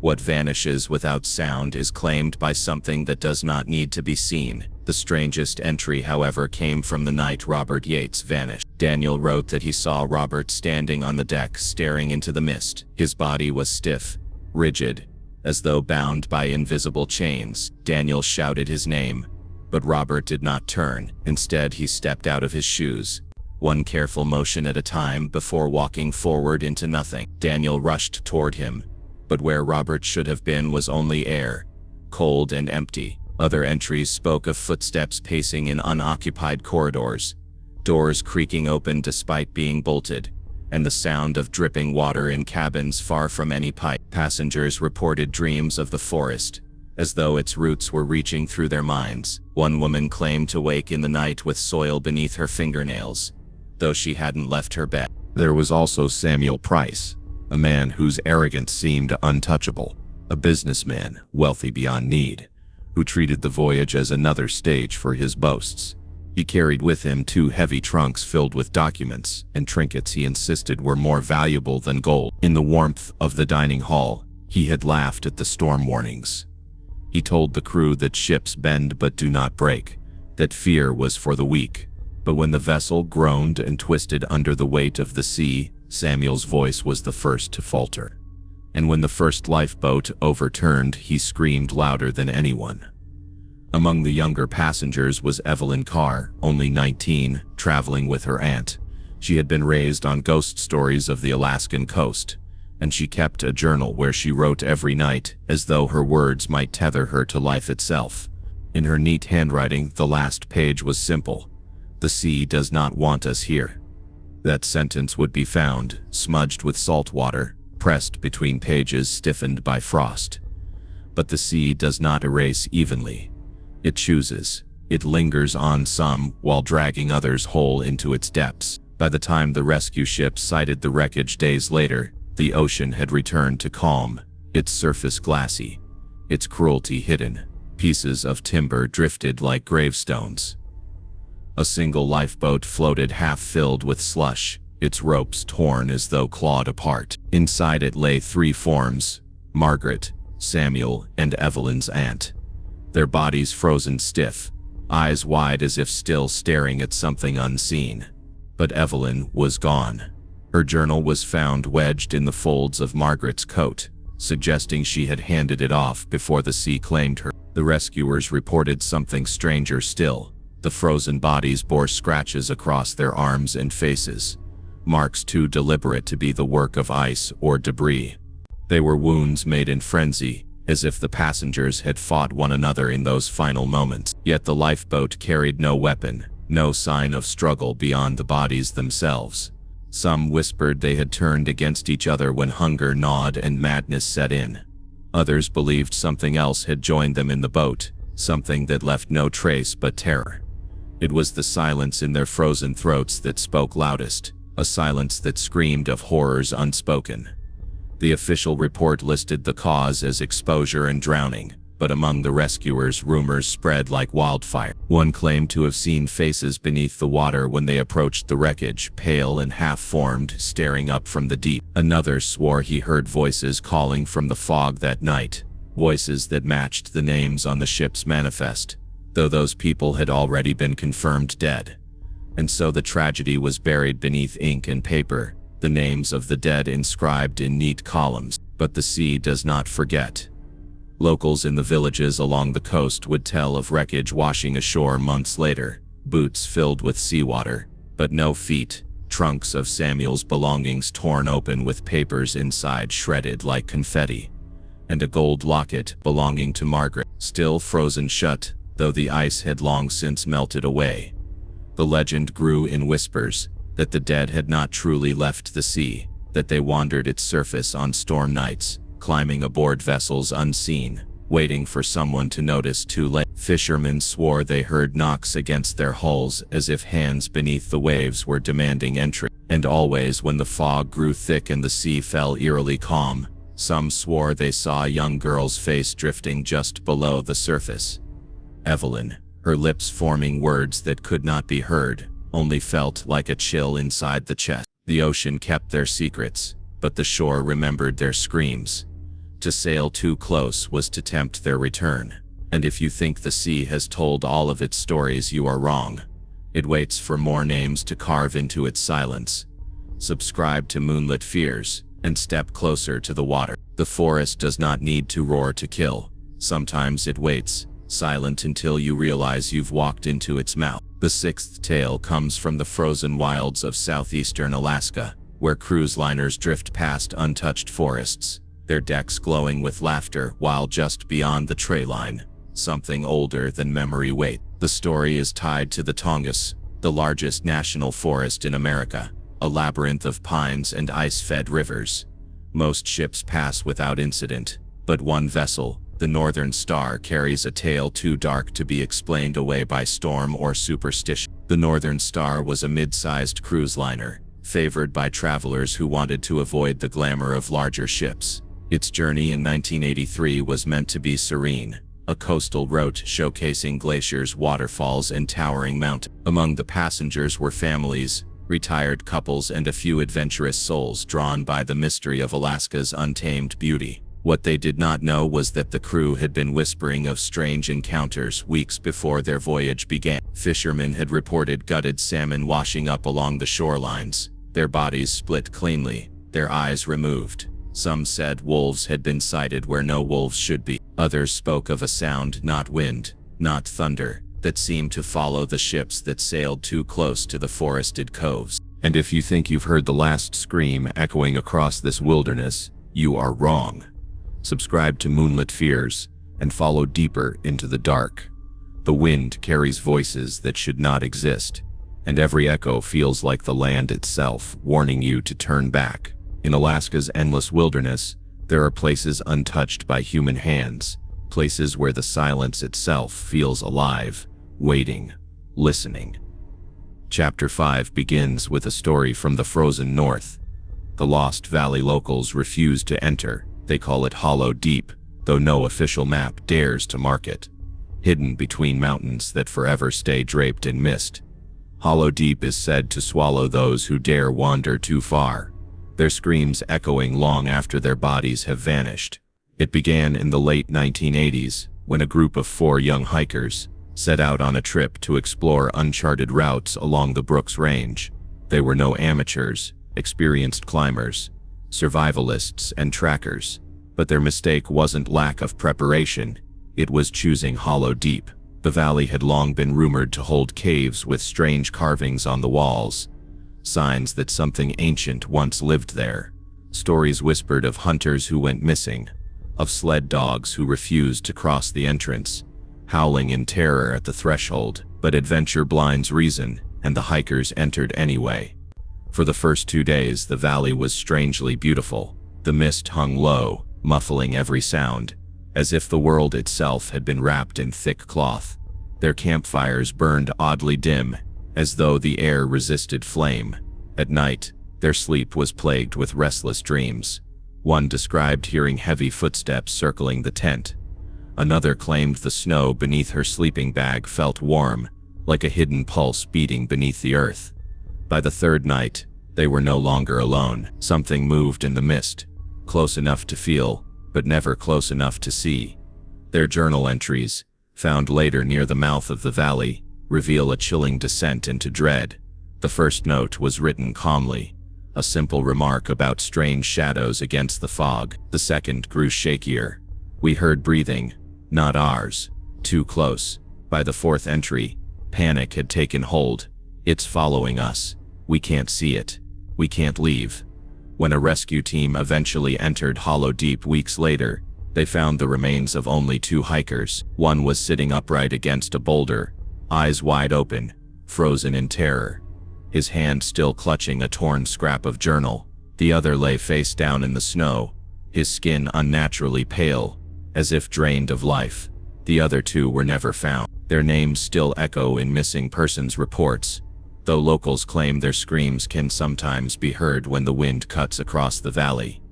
Midway through the rescue, one of the search dogs bolted, howling into the mist, refusing to return. The men swore they heard it whimper as though something had caught it, and then silence. The official report called it exposure to harsh conditions, but those who know the valley's reputation never believed that. Hollow Deep is no ordinary place. It's a wound in the land, a scar that breathes, hungers, and remembers.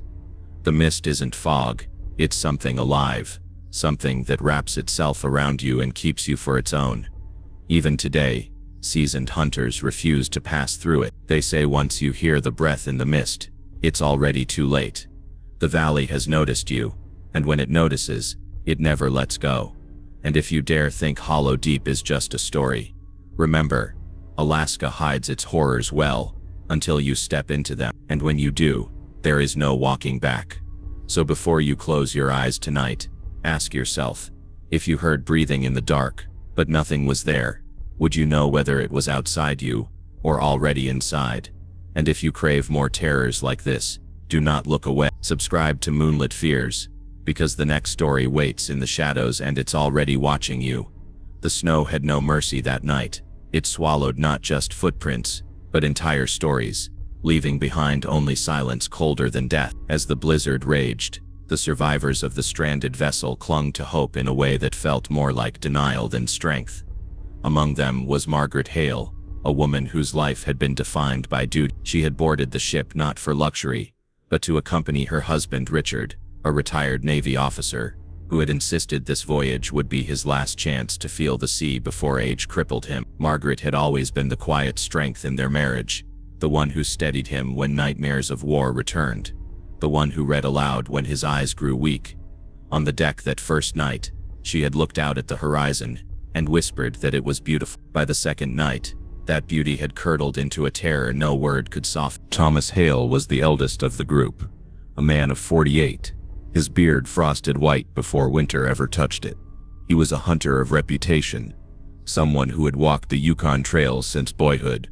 He carried with him his father's long knife, its handle worn smooth by generations, and swore that steel had saved him more times than prayer.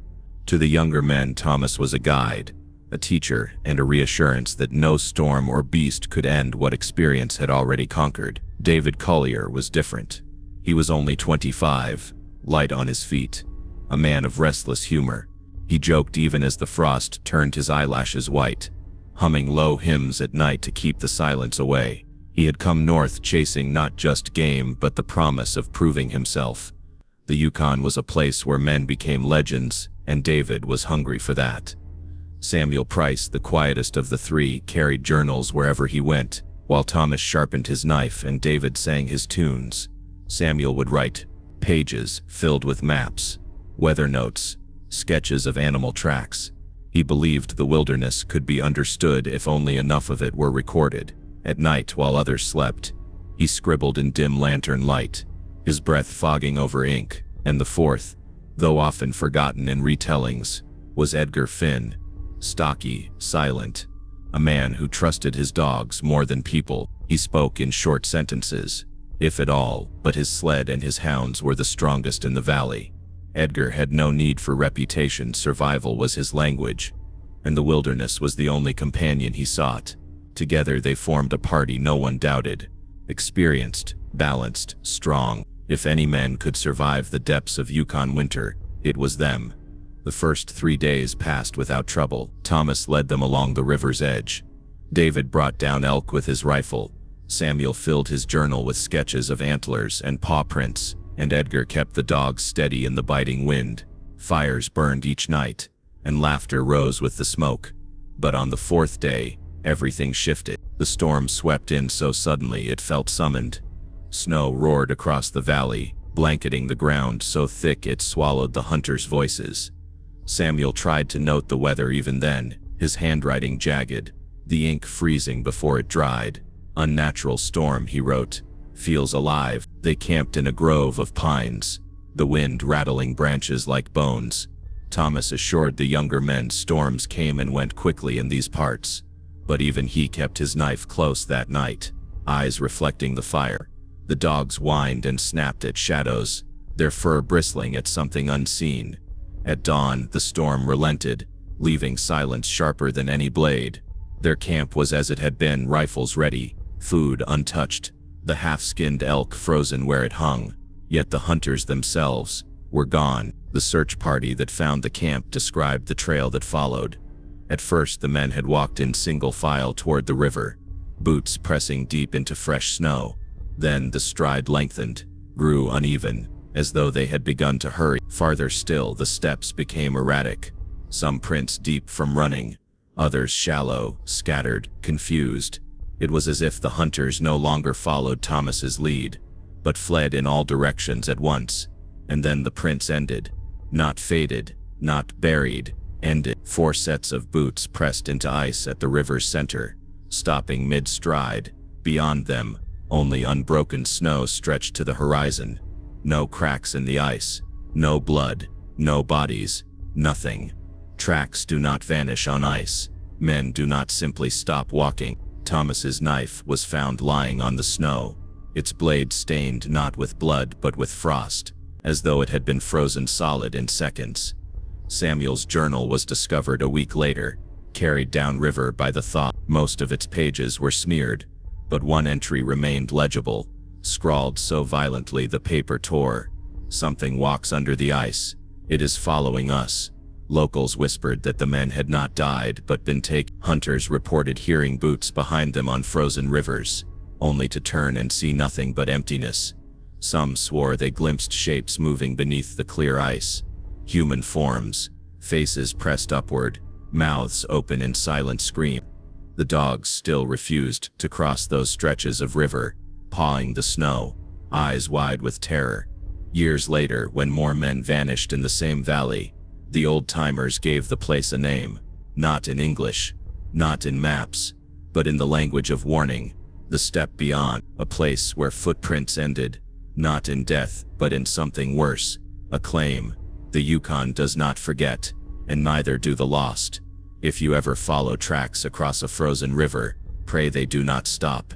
And so, another mystery settled into Alaskan legend. The men were gone, but the silence remained. Some believe they still walk beneath the ice, searching for warmth that will never return. Others believe they were claimed by something older than the snow itself, a shadow that moves when storms fall, waiting for hunters who dare to step too far. But their story is not just a tale, it is a warning carved into the cold. The Yukon keeps what it takes, and those men were only the first. By the early 2000s, the ghost ship had become more than a sailor's tale. It was an obsession for researchers and thrill seekers. Paranormal investigators charted expeditions.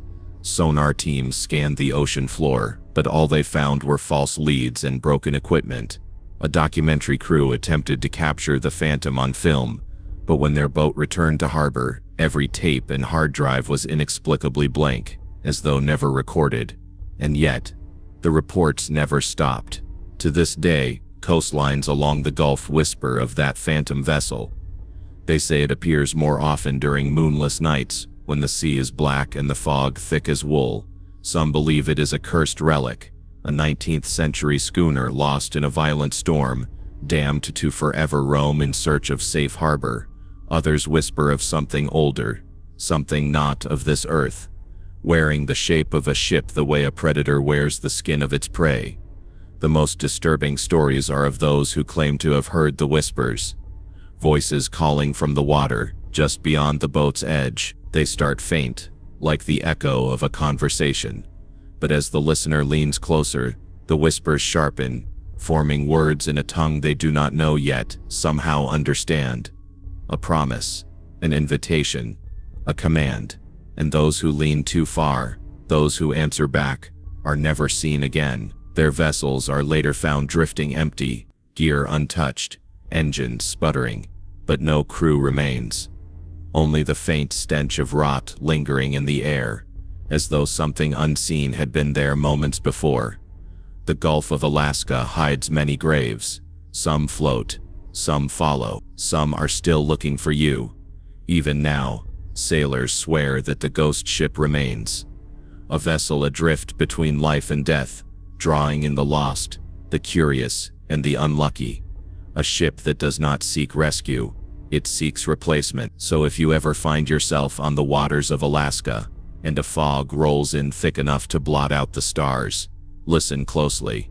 If you hear the drag of chains or voices carried by the waves, do not look for them, do not answer, do not follow, because the ocean does not bury its dead, it sails them. And somewhere out there, the ghost ship still waits, its pale lights glowing faintly through the fog, a beacon not of safety, but of doom.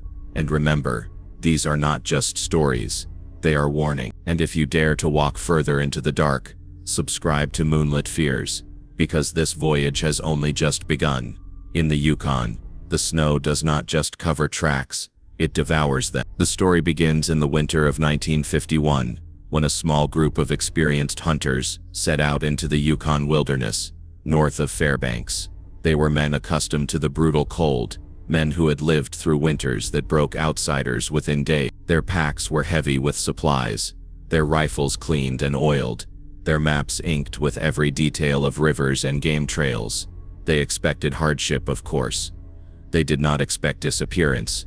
For 3 days the weather held. Clear skies stretched across endless miles of white, the hunters moving deeper into frozen valleys where elk tracks cut across the snow. At night, they lit their fires and shared quiet meals beneath the shimmering curtains of the aurora. But on the 4th day, the storm came. Wind howled through the valley like the voice of something alive, and snow fell so thick it buried the world within minutes. Searchers would later find their campsite intact, rifles leaned against a tree, pots still warm on the embers of a fire, a half-skinned elk frozen stiff where it hung. But the men were gone. The trail told a strange story. At first, the hunters' boot prints marched in a straight line, heading toward the river. Then, inexplicably, the tracks began to space out as though the men were walking faster. 100 feet further, they ran, prints digging deep into the snow, and then, nothing. The tracks stopped in the middle of the frozen river, ending as if the men had stepped off the earth itself. Rescue parties scoured miles of ice, but no sign of bodies, no cracks in the frozen river, no indication of what had taken them. The storm had cleared quickly, the ice unbroken, the snow fresh, nothing had disturbed it. Men do not vanish into snow, something takes them. The official record listed them as lost to exposure, but those who lived in the Yukon knew better. They whispered of a presence that stalks the rivers at night, a shadow that moves beneath the ice, following footsteps until the storm hides its approach. Other hunters claimed to hear strange sounds when alone on the riverbanks, the echo of laughter carried on the wind, or the rhythmic thud of boots that did not belong to them. Dogs refused to cross certain stretches of ice, howling and snapping at the darkness, their eyes fixed on something invisible. And in the years after, more hunters vanished in the same valley. Some left behind camps nearly identical to the first, food half-cooked, rifles abandoned, game left untouched. Others left no trace at all, as though swallowed whole by the wilderness. By the late 1960s, locals began to avoid that stretch of river. Maps marked it only with a curve of blue ink, but in hushed voices it became known as the Step Beyond. A place where tracks did not always lead where they should, where the snow carried no promise of return. When the wilderness takes men, it takes their names, their faces, and leaves only silence.